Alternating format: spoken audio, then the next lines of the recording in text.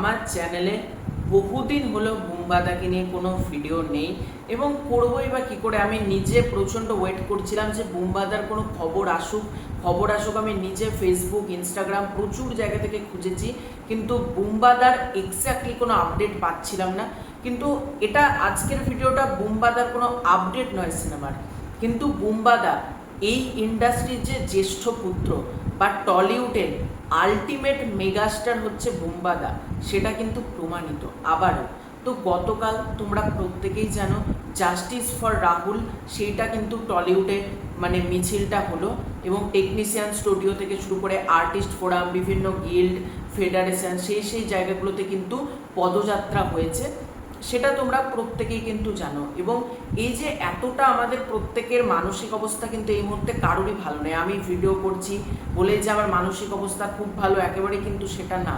কারণ আজকে হচ্ছে রবিবার, আজ থেকে ঠিক এক সপ্তাহ অর্থাৎ আগের রবিবার আমাদের ছেড়ে আমাদের অত্যন্ত পছন্দের একজন অভিনেতা রাহুল অরুণোদয় বন্দ্যোপাধ্যায়, তিনি আমাদের মধ্যে থেকে চলে গিয়েছেন। এটা ভাবতে আমার এখনো পর্যন্ত খারাপ লাগছে যে আগের রবিবার দিন সকালবেলা কি দুপুরবেলাতেও আমি রাহুলদার মনে একটা পডকাস্টেরই পার্ট দেখছিলাম, রাহুলদার চ্যানেলের নামে একটা অন্য একটা চ্যানেলে দেখছিলাম, সেই দিনই ঘটে গেল এত বড় মর্মান্তিক একটা ঘটনা।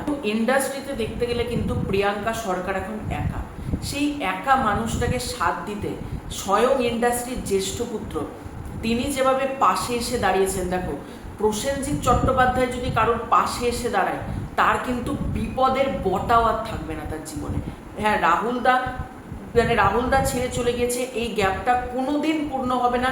টলিউডের জন্য এটা আলটিমেট একটা বিশাল বড় লস, কিন্তু বুম্বাদা যার পাশে আছে তার জানবে স্বয়ং ভগবান তার পাশে আছে, এটা আমি অন্ততপক্ষে মনে করি। আমি এই ব্যাপারটা বিলিভ করি। অনেকের এটা খারাপ লাগতেই পারে আমার এই বক্তব্যটা, যে তুমি বুম্বাদাকে এত বড় স্টেটমেন্ট কেন দিচ্ছ, বুম্বাদাকে বড় করছো কেন, এটা অনেকেই ভাবতে পারে। কিন্তু এটা আমার ব্যক্তিগত যেটা আমি ভাবি, আমার যেটা মনে হলো আমি সেটাই বললাম, যে বুম্বাদা যদি কারোর পাশে থাকে স্বয়ং ভগবান কিন্তু তার পাশে রয়েছে। এবং শুধুমাত্র বুম্বাদা নয়, বুম্বাদা ছাড়াও চিরঞ্জিত বাবু, শান্তিলাল বাবু সহ এত টলিউডের গুণী অভিনেতা অভিনেত্রী, সেটা সিরিয়াল হতে পারে, সিনেমা হতে পারে, ওয়েব সিরিজ হতে পারে। গতকাল যে আমি র্যালিটা দেখলাম, এতটা দেখো দুঃখের মধ্যে আমার কোথাও একটা জিনিস ভালো লাগলো, টলিউডে ইউনিটি রয়েছে। আর কিছু প্রোডাকশন হাউসের জন্য সকল প্রোডাকশন হাউসের উপর দোষারোপ করাও কিন্তু উচিত না। কিছু আগাছা জন্মে গেছে হচ্ছে টলিউডে। টলিউডে তো আজীবন ভালো ভালো প্রোডাকশন হাউস এসেছে, এবার কিছু আগাছা যুক্ত হয়ে গিয়েছে। এবার সেই আগাছাগুলোকে উৎখাত করতে হবে, যার মধ্যে একটা হচ্ছে লীনা গাঙ্গুলি অর্থাৎ ম্যাজিক মোমেন্টস। তার প্রোডাকশন হাউসটাকে তো আজকে যদি আমি ক্ষমতায় থাকতাম, আমি সবার আগে লীনা গাঙ্গুলিকে অ্যারেস্ট করে প্রোডাকশন হাউস উৎখাত করতাম। কি অ্যারেস্ট ওয়ারেন্ট কি হয়েছে না হয়েছে আমি কিচ্ছু দেখবো না, আমি ভাই লীনা গাঙ্গুলিকে সবার আগে অ্যারেস্ট করা দেখতে চাই। এটা আমি যদি ক্ষমতায় থাকতাম, আমি লীনা গাঙ্গুলিকে অ্যারেস্ট করে সবার আগে জেলে ভরতাম। ওই অভদ্র মহিলাটাকে, একটা মিথ্যাবাদী মহিলাটাকে সবার আগে আমি জেলে ভরতাম। তো সেটা তো আমার পক্ষে পসিবল না। আমি যেহেতু খুবই ছোট কন্টেন্ট ক্রিয়েটার একটা, আমার তরফ থেকে আমি শুধুমাত্র প্রোটেস্টটাই করতে পারবো, এটাই আমার কাজ। এবং বুম্বাদা যেভাবে গতকাল রাত্রিবেলাতে আমি বিকেল থেকে শুনতে পাচ্ছিলাম যে বুম্বাদা তালসারিতে যেতে চলেছেন, তালসারিতে যেহেতু রাহুলদা সেখানে তার মৃত্যু ঘটেছে, এবার রাহুলদার প্রপার মৃত্যুর ইনভেস্টিগেশন বা কি হয়েছে এটা দেখার জন্য বুম্বাদা সহ যিশু সেনগুপ্ত, সৌরভ দাস সহ যারা রয়েছে টলিউডের, পুরো টলিউড কিন্তু একত্রিতভাবে তালসারি থানায় রাতেই গিয়েছিল। এবং বুম্বাদা সেখানে প্রিয়াঙ্কা সরকারকে আগলে নিয়ে যেভাবে থানাতে প্রবেশ করলেন, পুরো ব্যাপারটা তিনি যেভাবে হ্যান্ডেল করছেন, এবং বুম্বাদার বেশ কিছু স্টেটমেন্ট দেখছি যে বুম্বাদা বলছে যে আজকে সহজ কিন্তু রাহুলদার ছেলে অত্যন্ত ভালো, খুবই মেধাবী একটা ছেলে। রাহুলদার চ্যানেলে একটা পডকাস্ট রয়েছে, সহজের কথা বললাম বলে বলছি, তোমরা জাস্ট পডকাস্টটা দেখো, সব থেকে মোস্ট পপুলার ভিউজ ওটাই আছে রাহুলদার চ্যানেলে। তোমরা জাস্ট ওই সহজ কথাতে সহজের পডকাস্টটা দেখো, এতটা ভালো লাগবে না। রাহুল আর সহজ বাবা ছেলের এই যে কনভারসেশন এতটা সুন্দর। এবং বুম্বাদা সেটাই বলছে যে আজকে সহজ যাতে জানতে পারে তার বাবার সাথে এক্স্যাক্টলি কী হয়েছিল এবং এক্স্যাক্টলি কি কারণে রাহুলদাকে পৃথিবী থেকে চলে যেতে হলো। কারণ এত মন্তব্য কেন, এত নানান জনের নানান কথা কেন? কেউ বলছে শুটিং চলছিল, কেউ বলছে শুটিং চলছিল না, কেউ বলছে 13 মিনিটের পর 70 মিনিট লেগেছে, কেউ বলছে রাস্তায় জ্যাম ছিল, কেউ বলছে রাস্তাতে জ্যাম ছিলই না।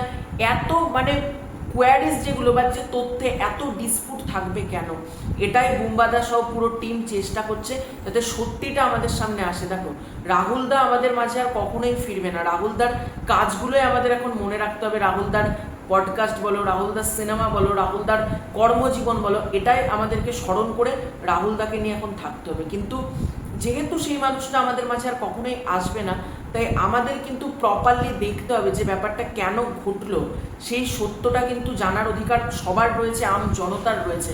এবং প্রতিটা দর্শক যেভাবে রাহুল তাকে ভালোবাসে, সেই জায়গা থেকে টলিউডের জ্যেষ্ঠ পুত্র বুম্বাদা যেভাবে পাশে দাঁড়ালো, সত্যিই বুম্বাদাকে একটা স্যালুট।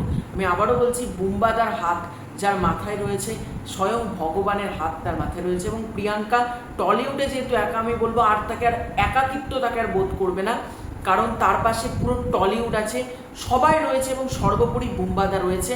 এবং গতকালকের মিছিলটা দেখে আমার একটা জিনিস কোথাও গিয়ে মনের কোনো একটা আশার আলো জাগলো, যে আজও টলিউডের মধ্যে একতা রয়েছে। যখন ফেস্টিভ্যাল রিলিজ নিয়ে ঝামেলা হয় আমি সেটা নিয়েও বলি, কিন্তু যখন টলিউডের মধ্যে একটা একতা, একটা ইউনিটি আমরা লক্ষ্য করি, সেটাও কিন্তু বলা উচিত। তো তোমাদের এই পুরো ব্যাপারটাকে কেন্দ্র করে কি মতামত কমেন্ট করে জানিও। খুব শীঘ্রই দেখা হচ্ছে নতুন কোনো ভিডিওতে, ততক্ষণের জন্য।